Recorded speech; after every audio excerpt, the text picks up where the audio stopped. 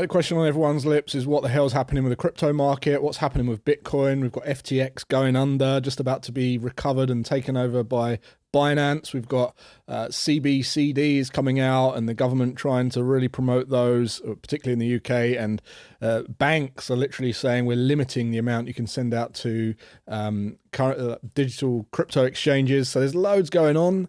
Everyone's in a panic. Let's see what's going to happen with Bitcoin, some of these cryptos, and what you can do about it right now. So we're taking a look at Bitcoin, and what most people are seeing at the moment is lower time frame stuff, right? Most people who invest in Bitcoin are stupid when it comes to trading or investing, right? Most people, that's fair to say. Most people have no idea what they're doing when it comes to trading or investing or risk management or money management. They don't know the first thing about it.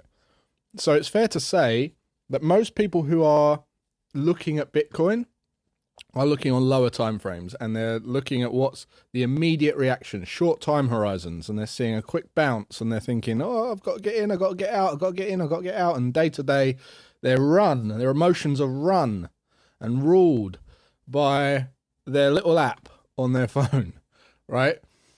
But there's a lot going on in terms of cryptocurrency in the world right now. We've got the CBCDs, or whatever they call, which the banks are saying basically this is our government coins, which, you know, all banks are going to restrict the limits as to how much you can send out to crypto exchanges, and we're going to make sure that we can only use ours so we can track every penny. There's all that going on. And then there's the fact that Bitcoin is being also endorsed by more and more big organizations. Bitcoin payments are being accepted more and more. We've been on this big bearish run throughout 2022, and there's a lot of questions around it, right? What is going to happen with it? So I want to just use this chance to just calm everyone's nerves if you're thinking about getting into it or how you approach it. And hopefully by the end of this little analysis here, you'll be a bit better informed, a bit more calm. And yeah, so the first thing I'm going to do is go back out. If you are run by your emotions on trading and investing, first thing you should do, everyone should do this, is get a bigger time horizon. Okay. And what I mean by bigger time horizon is go out and look at where we are in the grand scheme of things. Okay. Now you can see here from the beginning of time, which is 2000, in this chart, it's 2011. We've been pushing up, pushing up, pushing up, pushing up. And we've had these little rollovers here. Okay. Rollover here. This is where I first got involved with Bitcoin. I took a trade here, took profits out in January 21. I got back in February.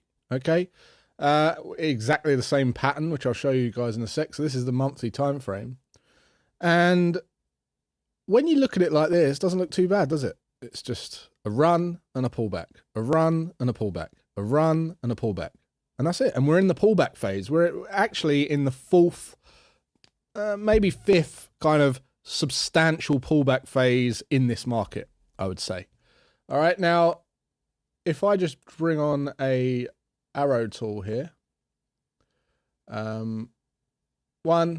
had one here, had one here. We had a little bit of consolidation here, and then we're in another one here, right? So we had a little one here. So 4 or 5 major pullbacks, and then we are where we are. So this is just a pullback phase. Technically, I'm talking, right? I'm not talking like we never know what's going to happen and this could be the end of Bitcoin. I'm not talking about that. I'm just talking about how markets move, how people react to markets, and how that prints the patterns of these candles and these charts that we're able to identify common themes, common patterns that have played out historically and like stood the test of time and never let us down historically, right? So that's the fundamentals. We are bullish. This is a bullish market. When you look at it like that, there's no denying this is a bullish market. When you look at the returns year on year on year and you average it out and you find it's like 168% return year on year on year or something like that, you know, that's a bullish market. It's an overall bullish market from 2009 to today. No denying. So the question is, well, if we are going to pull back, what are we looking for in terms of when we're likely to continue with the extension, when we're likely to continue up? And there's a few different things that you might use as a technical analyst to drill down and build out confluence and confirmation of a high probability zone where we could likely see a rally, a continuation to the upside. So I'll talk you through some of what we can literally just see on this chart right now. The first one is the pattern itself, right? The pullback phase. We know it's a pullback phase. We know on a pullback phase in a bullish trend, we typically push to the upside at some point. That sounds obvious, but that is it, right? And you can just go bring on your rectangle tool here, and you can say we did it here, we did it here, right? And we did it, and we do it here, question mark, right? And every single one of these patterns presented a compression channel, a short dip down, and then a rally, okay? And then a compression channel, and then a short dip down, and then a rally. And then a compression channel, and then a short dip down, and then a rally, okay? And it's very, very common in this market. It's how I got involved with both of my entries. One of those was a 226% return, by the way. So it was crazy. So we got in on here. We started moving sideways. We've seen a little bit of a dip down. Now what? This looks familiar. This looks familiar, right? So the first question is, okay, we've got the pullback. What else can we use? The first thing is support resistance.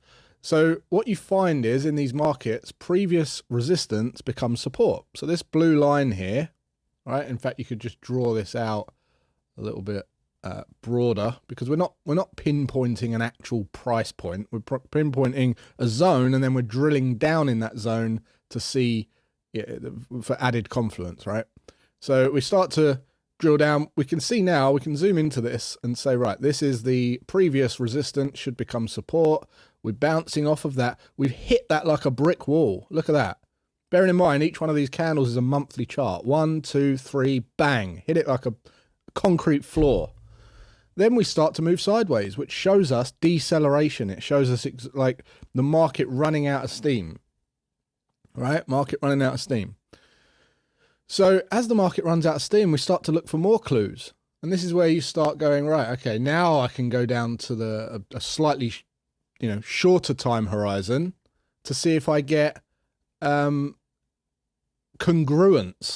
If what down there is telling me is likely to happen based on my higher time frame and it's in alignment with that, then great, right? Now, there's a couple of things that happened. Let me just talk you through some of the patterns that you can see here. And if you're brand new to technical analysis, you'll learn something if you just listen along and put your messages in the comments as well as you're watching this. So first things first, right? In fact, let's... what I'm going to do, we've got this angular support level as well, guys, which I won't go into in this video, but this is angular support, angular structure, angular support resistance lines. But what I'm going to go into now, I'll remove this zone here as well, so it's nice and crisp, nice and clean for the sake of this educational purpose. So what we happened first, right? We came down, we put in this low test, we put in this initial test of the zone, hit it like a brick wall. And this is what's actually happening on a daily basis. This isn't the monthly time frame. This is a daily time frame. So each one of these represents a day. And we hit that like a brick wall. The market pushed down, tried to push down, the bulls rejected. All right, let's zoom in a little bit more on this.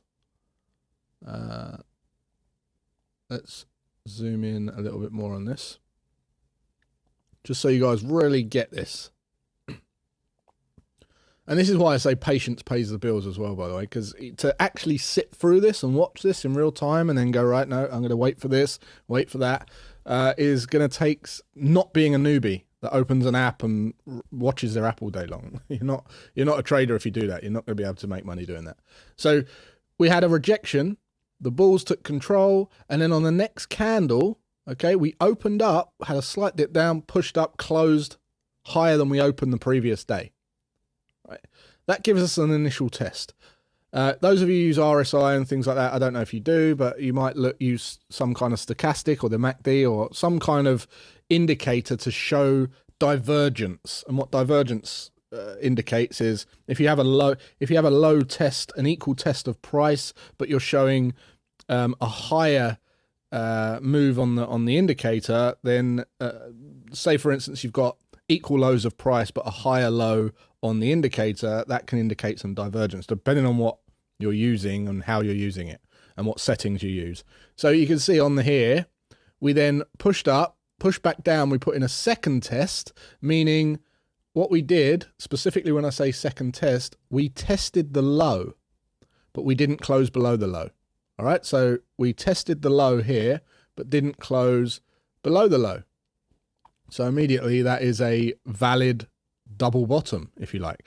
And a double bottom entry, that would have been the great place to put your stop loss really tight underneath or buy in and then take a nice reward to risk trade for previous structure support, or maybe you just took it at a retest of this retracement. Either way, you're going to get a nice one, more than a 1-to-1 reward to risk, and it is a high probability setup. We ended up rallying. Then what happened was, if you didn't see that and then you come into the market and you say, well, actually, look, we did push up and we didn't violate this retracement straight away. We then pushed back down. This starts to then become, it's not a triple test. A lot of people think this is a triple test. There's a big difference between a triple test and like another retest. A triple test is where we're looking for a retracement here that violates this retracement and then has one final push down called a kiss of death trade by some people. And the idea is, you know, it's one final push down to try and take out all the stops. But what normally happens is we then see a bounce to the upside. Okay, we didn't do that. We actually just put in an equal test of the highs, which then set this up for a bearish pattern, right? But not always. And then we see the rally, we see the push to the upside, upside, upside, upside, right?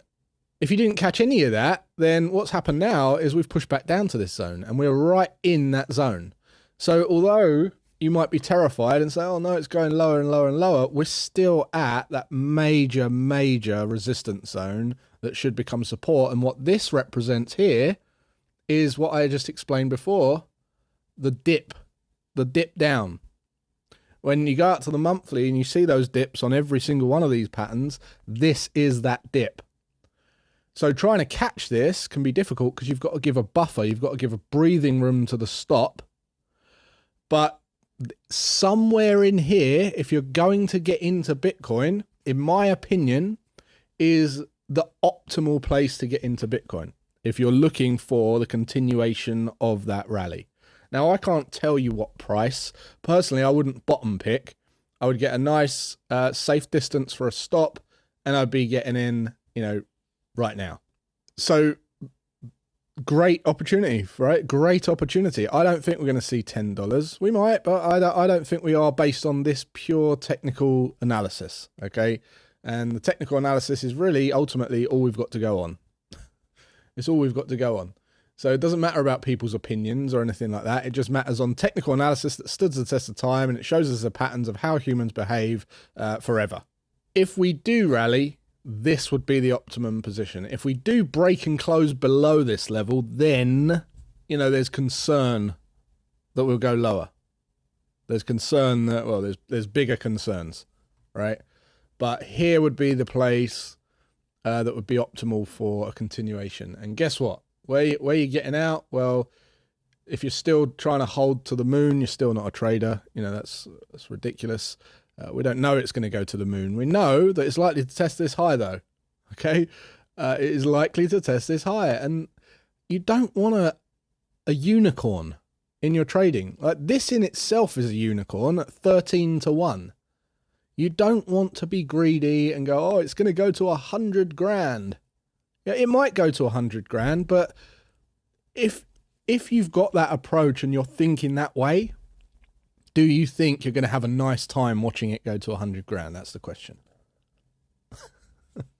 So that is my thoughts on Bitcoin. I think here, if you're gonna buy Bitcoin, is a minimum loss to maximum reward risk.